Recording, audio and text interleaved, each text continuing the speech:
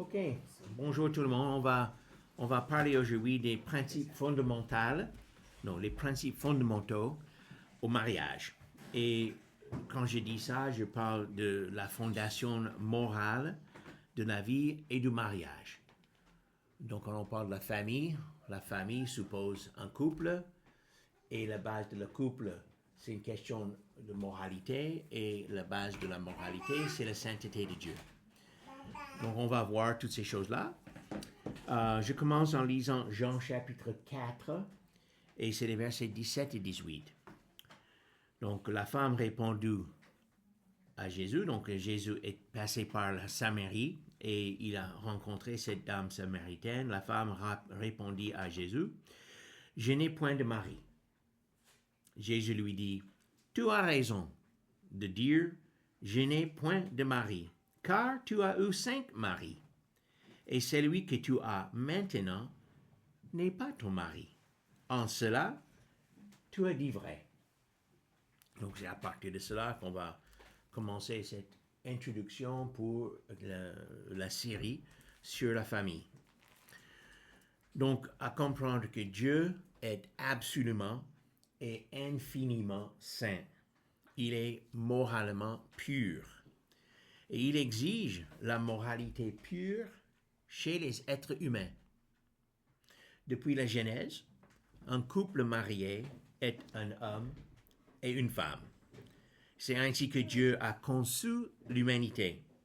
C'est ce qu'il a créé, c'est ce qu'il a agréé et ce qu'il attend de nous. Quelqu'un peut lire Genèse, chapitre 2, verset 24. Genèse, chapitre 2, verset 24. Okay. Genèse, chapitre 2, verset 24. C'est pourquoi l'homme quittera son père et sa mère et s'attachera à sa femme, et ils deviendront une seule chair. Aussi Matthieu, chapitre 19, versets 4 à 6. Il répondit, « N'avez-vous pas lu que le Créateur, au commencement, fit l'homme et la femme, et qu'il dit, « C'est pourquoi l'homme quittera son père et sa mère, et s'attachera à sa femme, et les deux deviendront une seule chair. » Aussi Marc, chapitre 10, versets 6 à 9.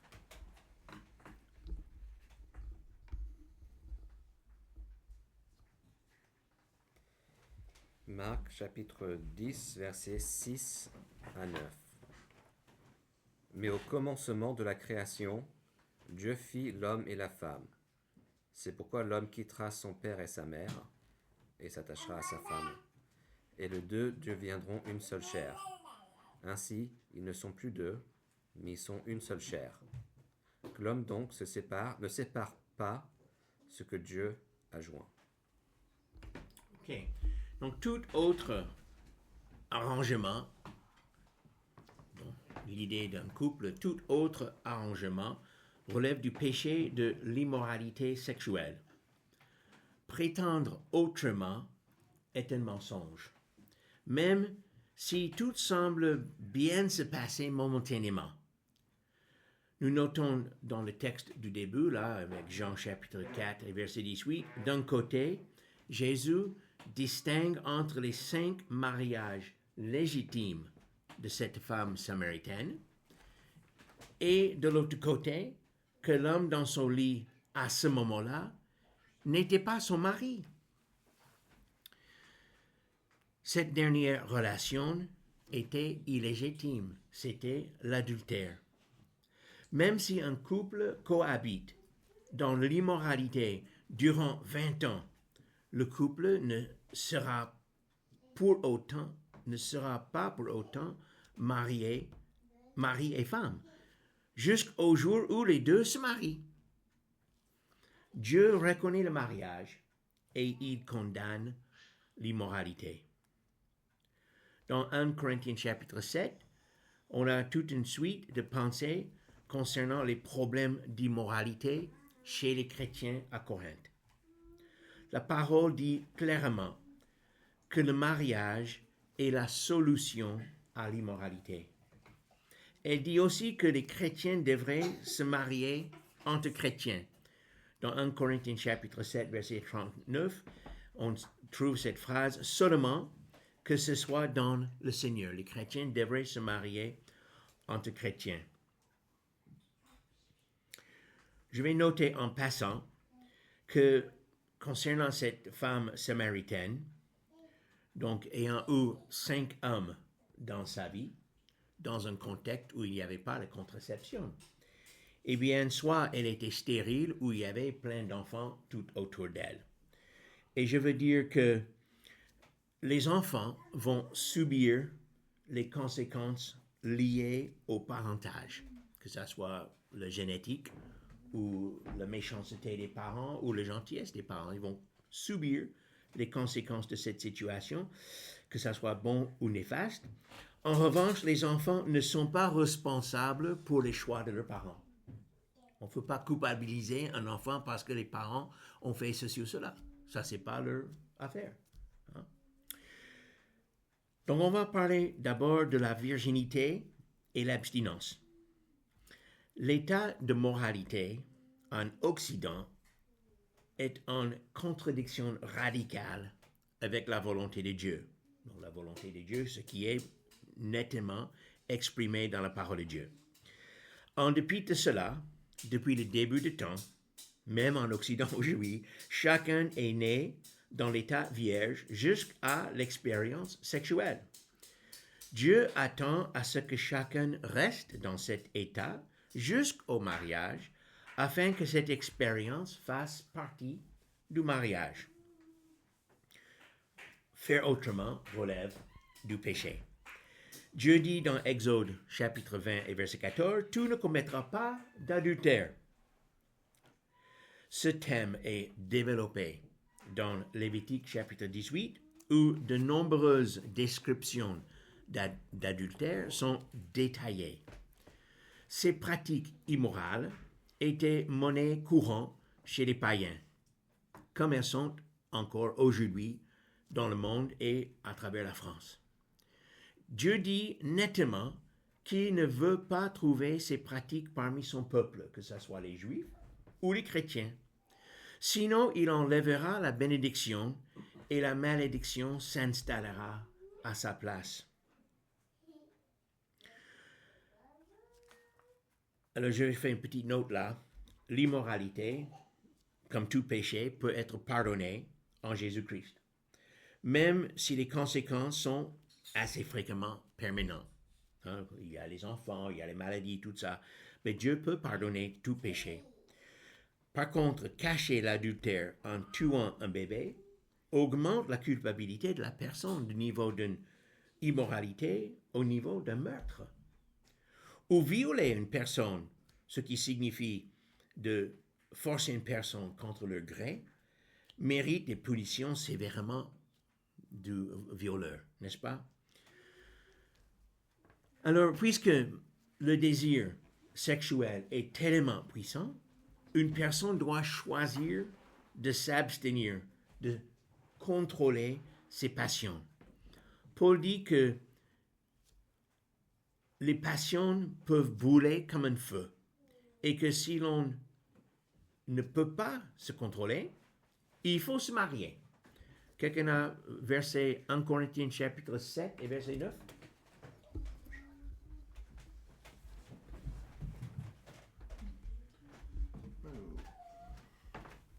Donc 1 Corinthiens chapitre 7 verset 9. Oui. Mais s'il manque de continence, qu'il se marie, car il vaut mieux se marier que de brûler. Okay. Donc là, on parle des passions, mais il y a aussi les pensées et les émotions. Dans un premier temps, il faut garder vos pensées. Il est néfaste de nourrir le désir sexuel avec la pornographie dans ses diverses formes, dont même le monde reconnaît que plusieurs manifestations de la pornographie sont fondées dans la criminalité. L'esclavage sexuel et toutes ces choses-là. Vous devez protéger vos pensées et les diriger vers les choses utiles et bonnes. Quelqu'un peut lire Philippiens, chapitre 4 et verset 8. Oui. Au reste, frères, toutes les choses qui sont vraies, toutes les choses qui sont vénérables, toutes les choses qui sont justes, toutes les choses qui sont pures, toutes les choses qui sont aimables, toutes les choses qui sont de bonne renommée, s'il y a quelques vertus et quelques louanges, que ces choses occupent vos pensées. OK. Colossiens, chapitre 3, versets 17 et 22. Et quelque chose que vous fassiez, en parole ou en œuvre, faites tout au nom du Seigneur Jésus, rendant grâce par lui à Dieu le Père. Verset 22. Esclaves, obéissez en toutes choses à vos maîtres selon la chair, ne servant pas sous leurs yeux seulement, comme voulant plaire aux hommes, mais en simplicité de cœur, craignant le Seigneur. OK, donc c'est un peu difficile de voir comment on peut pratiquer l'adultère à la gloire de Dieu, n'est-ce pas? Donc on parlait des passions, des pensées, et maintenant aussi il faut parler des émotions. Des liaisons émotionnelles entre deux personnes vont se développer tout naturellement juste par le fait de passer du temps ensemble. Là, on parle de le niveau humain et ça n'a rien à voir avec les désirs sexuels. L'émotion, ça existe. On devient amis, copains, etc. Cependant, entre hommes et femmes, garçons et filles, une relation émotionnelle risque fortement à devenir une relation romantique qui mène, en principe, au mariage. C'est normal. Hein? La vie humaine est conçue comme ça. Mais, puisque le principe du mariage est monogame, c'est-à-dire que chaque membre du couple s'engage envers l'autre pour la durée de la vie, il est donc très important de se garder des relations émotionnelles dès le début, en mettant en place des murs de protection. Car on ne veut pas se marier avec la mauvaise personne et il ne faut pas se trouver dans une relation adultère.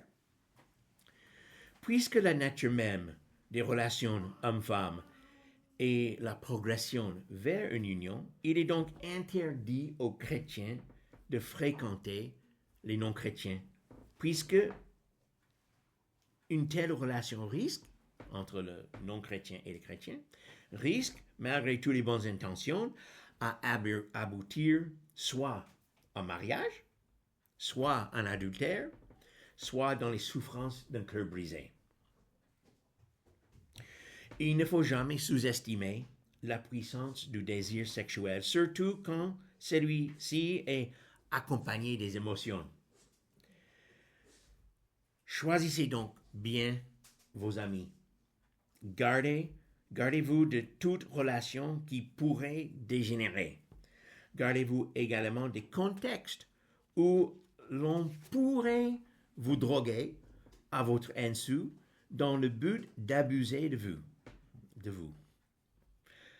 La manipulation et la séduction sont aussi anciennes que le jardin d'Éden. Alors ces conseils que je donne là sont aussi importants pour les garçons que pour les filles. Ignorant cet avertissement serait de mépriser une grande partie de la mise en garde dans les proverbes où les lecteurs sont avertis des pratiques séductrices des personnes mal intentionnées. Donc, soyez sur vos gardes. Ce n'est pas parce que vous êtes un bon chrétien qu'une personne malveillante ne va pas vouloir vous séduire et vous détourner du chemin de Dieu. Maintenant, on va parler de l'intimité. L'intimité est réservée au mariage. Dieu dit que le mariage est bon. Donc, qui a Genèse chapitre 2, verset 18 et puis verset 22 à 25.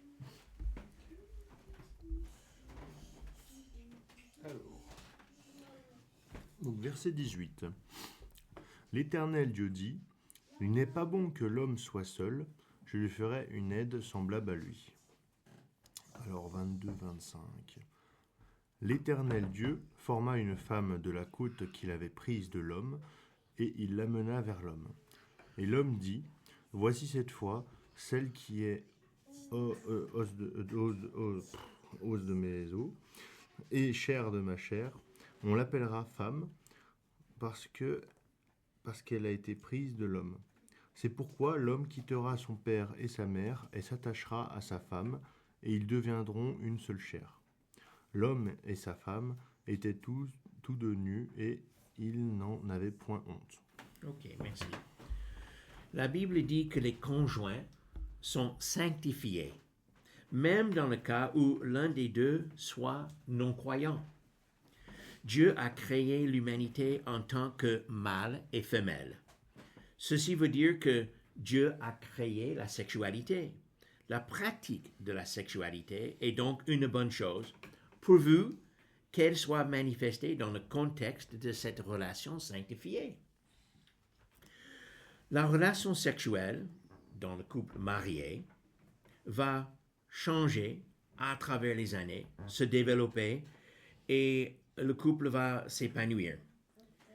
S'il n'y a pas d'évolution dans la relation, cela signifie qu'il y a un problème. Donc, quand je dis un problème, je veux dire, par exemple, un problème émotionnel, physique, spirituel, il y a quelque chose. Et donc, il faut régler cette chose.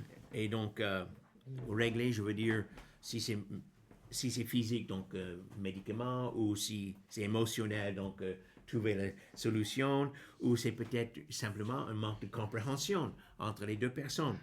Mais il faut essayer de régler ces soucis.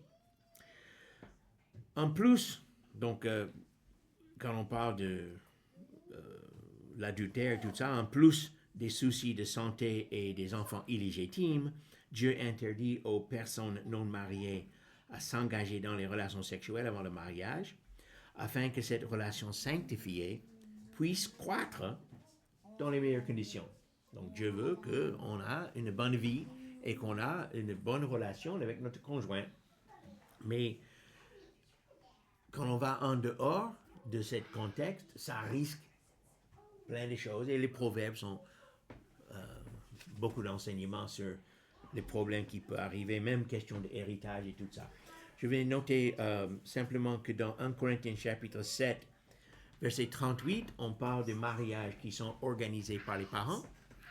Et dans le même chapitre, le prochain verset, il parle des mariages qui sont à libre volonté.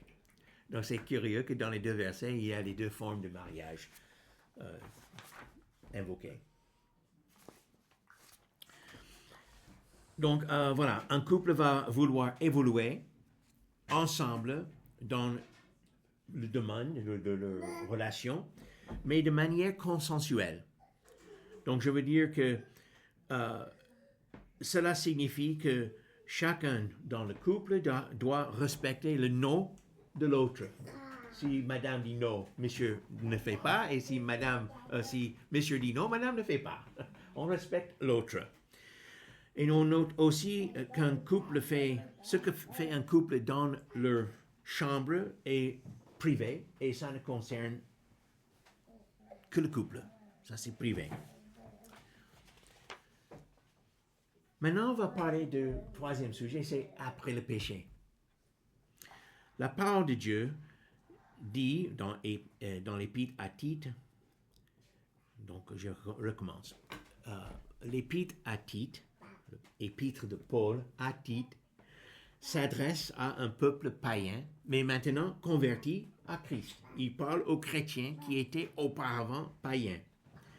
Chez les gens de Crète, donc Tite était sur cette île de Crète, il y avait de nombreuses pratiques païennes. Les nouveaux chrétiens et chrétiennes doivent désapprendre les habitudes qui offensent Dieu et apprendre des nouvelles habitudes qui plaisent à Dieu. Les gens de Corinthe pratiquaient également, donc j'ai parlé de Crète, mais aussi à Corinthe, les gens pratiquaient plusieurs formes d'immoralité. Mais devenus croyants en Jésus-Christ, Paul dit que nous n'avons plus rien à voir avec nos anciens péchés. C'est passé, c'est fini. En parlant de ces derniers, Paul dit, et c'est là ce que vous étiez, quelques-uns de vous. Parmi les chrétiens à Corinthe, il y avait plusieurs, pas tout le monde, mais plusieurs, qui pratiquaient avaient plein de pratiques néfastes. Mais ce n'était plus le cas, parce qu'ils étaient convertis à Jésus. Il dit, en continuant dans 1 Corinthiens chapitre 6 et verset 11, mais vous avez été lavés, mais vous avez été sanctifiés, mais vous avez été justifiés au nom du Seigneur Jésus et par l'Esprit de notre Dieu. La vie est nouvelle en Christ. Sur le plan moral, notre génération, nous dans le 21e siècle, notre génération ressemble sur beaucoup de points négatifs sur ces gens de la vie ancienne à Crète et à Corinthe, malheureusement. Par contre, quel bonheur que de savoir qu'en devenant croyant en Jésus-Christ, Dieu a pardonné tous nos péchés. Amen. L'épître à Tite montre à ces anciens païens ce qui est la nouvelle vie en Christ, le chemin de Christ. C'est dans cette même pensée que Paul écrit dans Tite, chapitre 2, versets 11 et 12, « Car la grâce de Dieu, source de salut pour tous les hommes, a été manifestée. Elle nous enseigne à renoncer à l'impiété et au convoitise mondaine et à vivre dans le siècle présent selon la sagesse, la justice et la piété. » Dans Tite chapitre 2, versets 1 à 10, Paul détaille plusieurs choses qui doivent changer à travers de cette transformation depuis les pratiques païennes aux pratiques chrétiennes. Et en lisant, on va voir que plusieurs sujets touchent sur la famille et la pureté sexuelle. Peut-être tu peux lire à partir de là. Et jusqu'à là.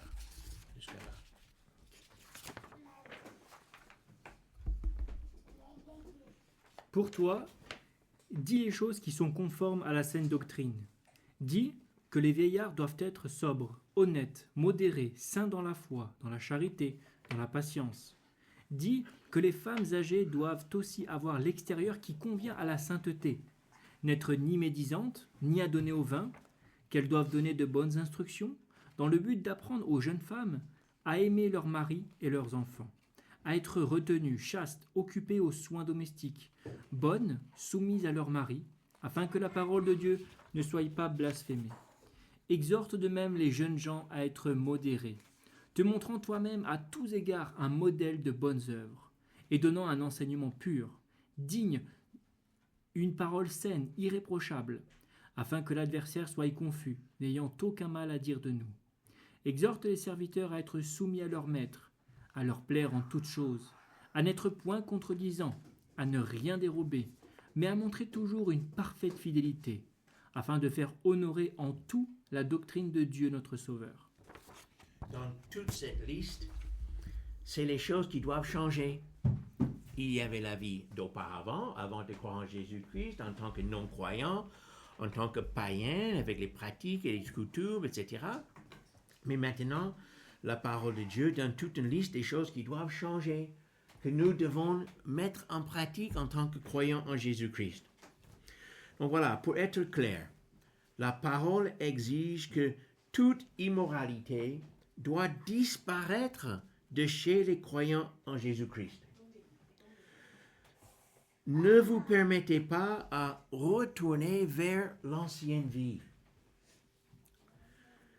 Dans 1 Corinthiens chapitre 5, le chrétien, il y a un homme, un chrétien immoral, eh bien, il était sévèrement sanctionné par l'apôtre.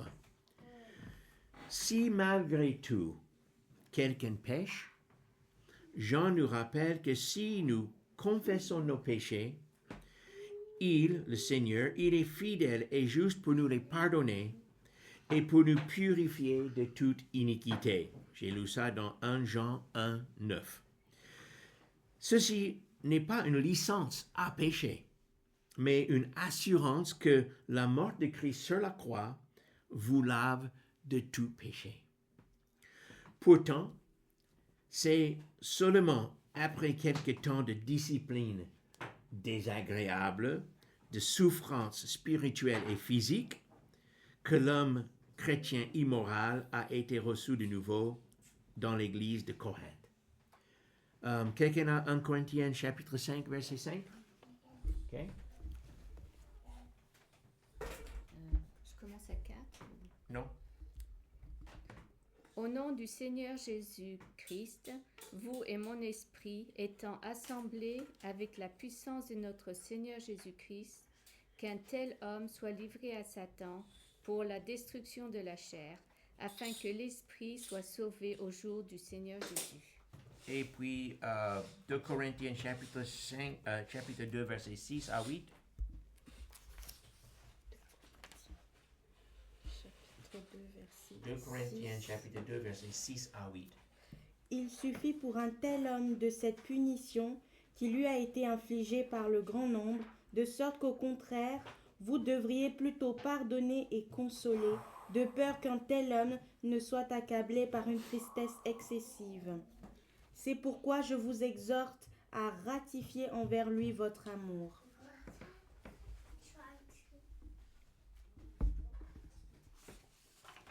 Merci. La Bible dit que l'immoralité est un péché contre Dieu, contre la personne même, contre l'amant ou l'amante et contre le conjoint actuel ou futur de cette personne. Quelqu'un a 1 Corinthiens chapitre 6, verset 16 à 19?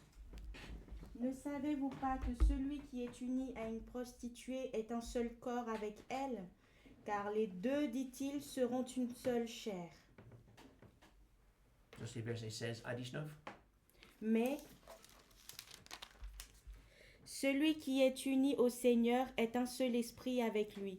Fuyez la fornication. Quelque péché que l'homme commette, il est hors du corps. Mais le fornicateur pêche contre son propre corps.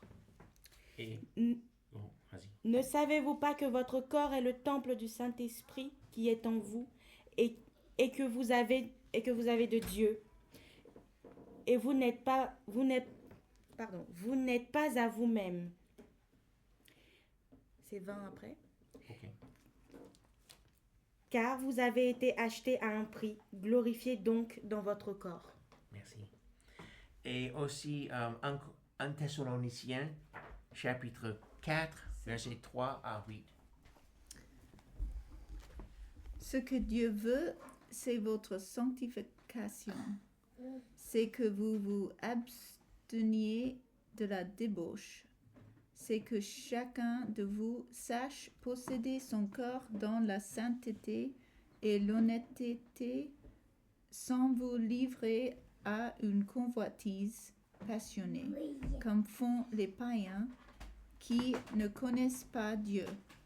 C'est que personne n'use envers son frère de fraude et de cupidité dans les affaires, parce que le Seigneur tire vengeance de toutes ces choses.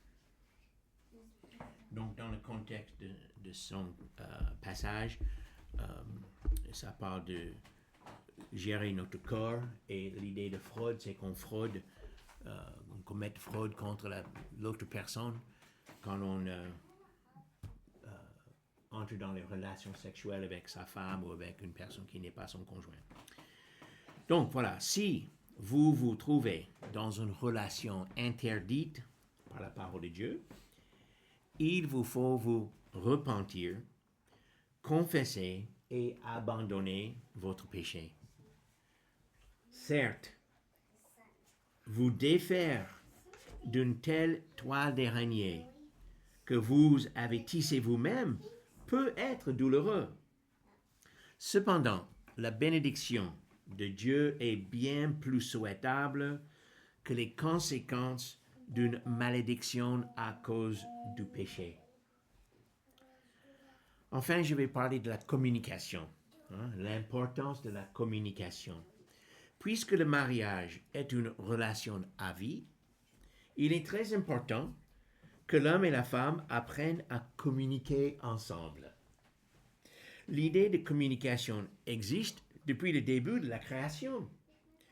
À sa racine, le mot communication signifie mettre en commun ou être en relation. Nous voyons donc que le mot communication est un proche synonyme avec le mot communion. L'art de communiquer, de dialoguer, parler et écouter ne commence pas avec le mariage, mais bien avant le mariage. Vous devez développer l'habitude de parler ensemble. Cela va vous aider à connaître l'autre personne et à déterminer si, en fin de compte, elle est la bonne personne pour vous. De plus, il faut maintenir cette bonne et utile pratique durant les années de votre mariage. C'est pas, voilà, on est mariés, puis plus de communication. Non, ça doit continuer. Voici quelques sujets, parmi les milliers, que vous devez discuter avec les personnes qui vous intéressent. Leur salut, leur église, leur idée d'une vie familiale, la possibilité des enfants, les finances, le travail, les passe-temps et les activités, la santé, les relations sexuelles, y compris l'interdiction de la pornographie, la question de contraception, que le divorce n'est pas une option. Il y a plein de sujets à discuter. En revanche, il n'y a aucune formule pour assurer qu'une relation va durer. La meilleure prévention est de communiquer et de faire les choses ensemble. Partagez vos vies. Sinon, avec le temps, vos vies prendront des directions différentes. Et ça, c'est pas bon. Et donc, voilà la question. Qui choisir parmi les chrétiennes ou chrétiens? L'homme choisit le chrétien et la femme choisit le chrétien. La chrétienne.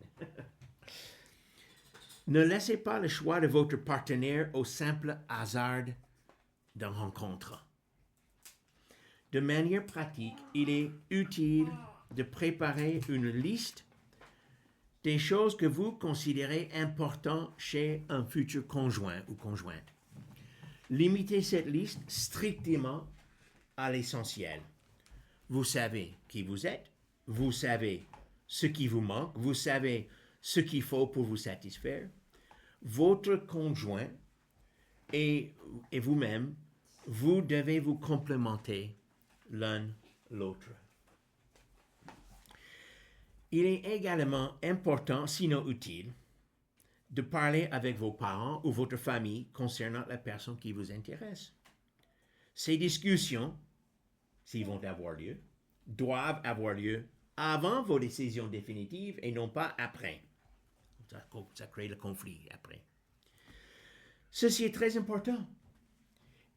Ils auront un avis, que vous l'acceptez ou pas.